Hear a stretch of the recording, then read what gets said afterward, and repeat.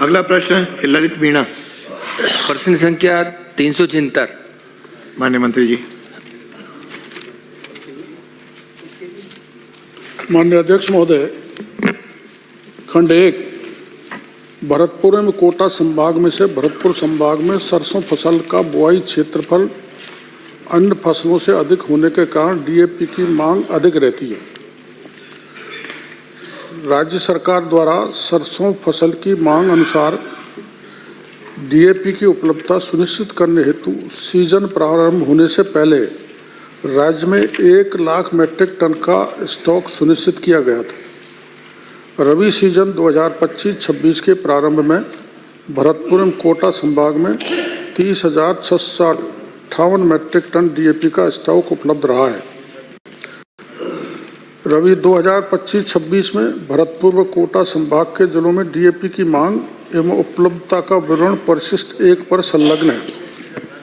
खंड 2 जिला बारा व झालावाड़ में उर्वरकों के साथ विक्रेताओं द्वारा जबरन अटैचमेंट की कुल 16 प्राप्त शिकायतों पर उर्वरक नियंत्रण आदेश 1985 के तहत लाइसेंस निलंबित किए या निरस्त किए गए एवं शेष सीमावर्ती जिलों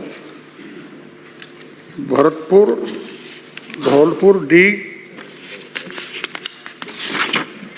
करौली, सवाई माधोपुर, कोटा में कोई शिकायत प्राप्त नहीं हुई। खंड 3 पूरी राजस्थान में से अन्य राज्यों में उर्वरकों के परिगमन तस्करी की कुल 4 शिकायतें प्राप्त हुई, जिसमें कुल 28.85 मीट्रिक टन यूरिया एवं 17.50 मीट्रिक टन एसएसपी उर्वरकों की जब्ती करते हुए संबंधित लोगों के विरुद्ध संबंधित थानों में 4 एफआईआर दर्ज कराई गई, जिसका विवरण परिशिष्ट 2 पर संलग्न है। खंड 4 विगत 6 माह में माह सितंबर 2025 से फरवरी 2026 तक भरतपुर कोटा संभाग के अंतर्गत विभाग द्वारा 1373 आदान विक्रेताओं के औचक निरीक्षण किए गए, जो अपना आप में एक रिकॉर्ड है। औचक निरीक्षण में उर्वरक नियंत्रण आदेश 1985 का उल्लंघन पाए जाने पर 53 विक्रेताओं के आदानों पर विक्रय रोक लगाई गई, 98 लाइसेंस निलंबित या निरस्त किए गए, 8 प्रकरणों में आदानों की जब्ती की गई एवं 2 विक्रेताओं के विरुद्ध एफआईआर दर्ज करवाई गई। जिलेवार विवरण परिशिष्ट 3 पर संलग्न। माननीय सदस्य। माननीय अध्यक्ष महोदय, आपके माध्यम से मैं मंत्री जी से पूछना चाहूँगा कि बारा और झालावाड़ में 16 विक्रेताओं की लाइसेंस निरस्त किए गए, पर मेरा निवेदन है कि जो चंबल फर्टिलाइजर है, HURL है, नर्मदा है, IPL है, कोरोमंडल, जो कंपनियां यूरिया जो थोक डीलरों को देती है, फिर सब डीलरों को देती है, फिर सब डीलरों को पहले ही वो अटैचमेंट जारी कर देती है, तो इस संदर्भ में सरकार का विशेष कोई डायरेक्शन है क्या, या इन कंपनियों पे कोई पाबंदी लगाने का विचार रखते हैं क्या, ताकि अटैचमेंट ज़बरदस्ती होलसेलर को नहीं दिया जाए, ताकि वो सब डीलर को नहीं दे, और किसान से ज़बरदस्ती अटैचमेंट किया जाता है।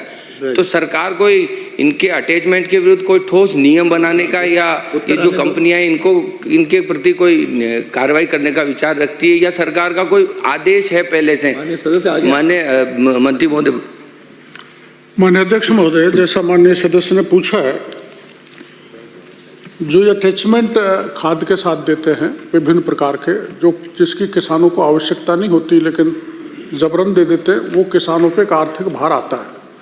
उस दृष्टि से राजस्थान सरकार ने विभाग द्वारा उर्वरकों के साथ साथ अन्य उत्पादों का विक्रेताओं द्वारा अटैचमेंट रोकने हेतु निरंतर विभागीय अधिकारियों, कार्मिकों एवं उर्वरक आपूर्तिकर्ताओं, विक्रेताओं को निर्देश जारी किए गए, कई बार निर्देश जारी किए गए, और विभागीय अधिकारियों, कार्मिकों को हमने नामजद ड्यूटी लगाई। प्रत्येक विक्रेता के पास हमारा अधिकारी उपस्थित रहते थे और उपस्थित रहकर वो वितरण कराते थे।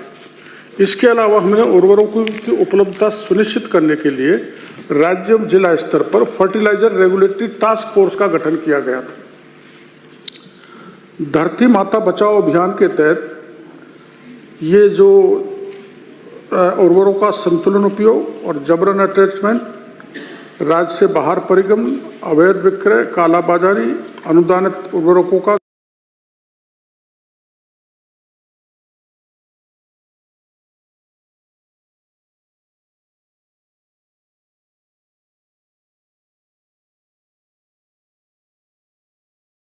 गए।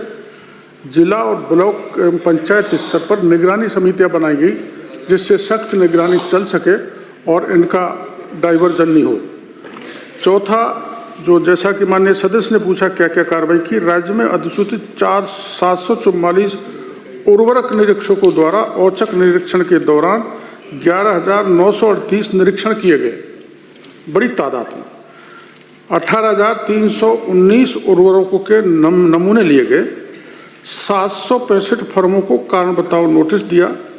351 फर्मों के उर्वरकों पर विक्रय पर रोक लगाई। 169 उर्वरक विक्रय प्राधिकार पत्र निलंबित या निरस्त किए गए। माननीय सदस्य बैठो, आप नहीं, नो क्वेश्चन नंबर बैठो। हरिमोहन जी, हरिमोहन जी, अंकित नहीं, हरिमोहन जी बैठो। ये हमेशा डिस्टर्ब करने का मानस है क्या?